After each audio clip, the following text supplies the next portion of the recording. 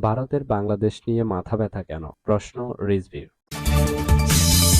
গণ-অভ্যুত্থানের মনন সৃষ্টিতে সিপিডির গবেষণা ভূমিকা রেখেছে প্রধান উপদেষ্টা। ফিলিস্তিনের লড়াই জুলাই গণ-অভ্যুত্থানের অন্যতম অনুপ্রেরণা, উপদেষ্টা নাহিদ ইসলাম বলছেন। সর্বশেষ জানাবো, পাথরঘাটায় স্কুল ছাত্রীর আত্মহত্যা। এতক্ষণ শুনছিলেন শিরোনাম, এবার বিস্তারিত। নিয়মিত সংবাদ পেতে চ্যানেলটি সাবস্ক্রাইব করে রাখুন। ফেসবুকে নিয়মিত ভিডিও পেতে চাইলে অবশ্যই পেজটি ফলো দিয়ে রাখবেন। ভারতের বাংলাদেশ নিয়ে মাথা ব্যথা কেন? প্রশ্ন রিজভীর। ভারতের বাংলাদেশ নিয়ে মাথা ব্যথা কেন, এমন প্রশ্ন তুলেছেন বিএনপির জ্যেষ্ঠ যুগ্ম মহাসচিব রুহুল কবির রিজভী। গণমাধ্যমে পাঠানো বিবৃতিতে এমন প্রশ্ন তুলেন তিনি। দুনিয়া কাঁপানো ছাত্র জনতার রক্তাক্ত অভ্যুত্থানের মুখে কুখ্যাত গণতন্ত্রের ঘাতক শেখ হাসিনা ভারতে পালিয়ে যাওয়ার পর দেশের স্বস্তি শান্তির অভাবনীয় স্বর্ণদ্বার উন্মোচিত হয়েছে। দেশের চতুর্দিকে গণতন্ত্রের উত্তরণের সম্ভাবনায় জন উল্লাস দেখা দিয়েছে। দেড় দশকের জগদ্দল পাথর অপসারণ হয়েছে মানুষের। শেখ হাসিনা পতন ভারত হজম করতে পারছে না মন্তব্য করে বিএনপির যুগ্ম মহাসচিব কথা বলেন। শেখ হাসিনা পতনে তাদের অন্তরে ভয়ঙ্কর অনল দহন। এর কারণ, অতিমাত্রায় দাদাগিরি করার ফলে ভারতের সঙ্গে তার প্রত্যেক প্রতিবেশীর সম্পর্ক তলানিতে শুধু শেখ হাসিনার গাড়ে সত্তার হয়ে একত্রে কর্তৃত্ব স্থাপন করেছিল বাংলাদেশের উপর।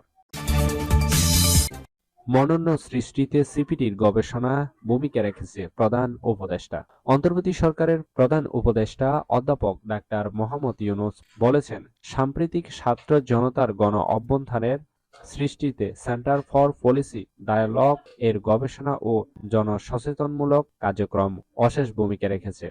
গণতান্ত্রিক, ন্যায়ভিত্তিক ও জবাবদিহিমূলক সমাজ প্রতিষ্ঠায় গবেষণা সংস্থাটি সবসময় সচেষ্ট থাকবে।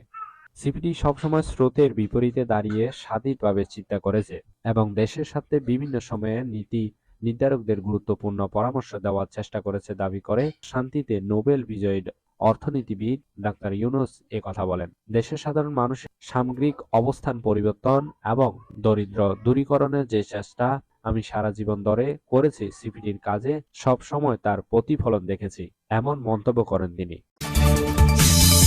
ফিলিস্তিনের লড়াই জুলাই গণ-অভ্যুত্থানের অন্যতম অনুপ্রেরণা, বললেন উপদেষ্টা নাহিদ ইসলাম। বাংলাদেশের মানুষের আবেগের জায়গা ফিলিস্তিন, তাই তো ফিলিস্তিনের স্বাধীনতার লড়াইয়ে বাংলাদেশ সবসময় পাশে ছিল।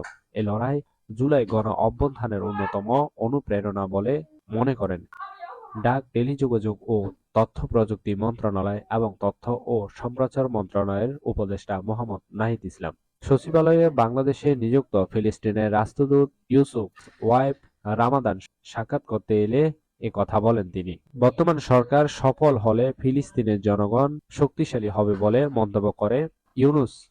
ওয়াই রামাদান বলেন, আমরা আন্তরিকভাবে বর্তমান অন্তর্বর্তী সরকারের সাফল্য কামনা করছি। আমরা চাই অন্তর্বর্তী সরকার জনগণের স্বপ্ন পূরণে সার্থক হোক।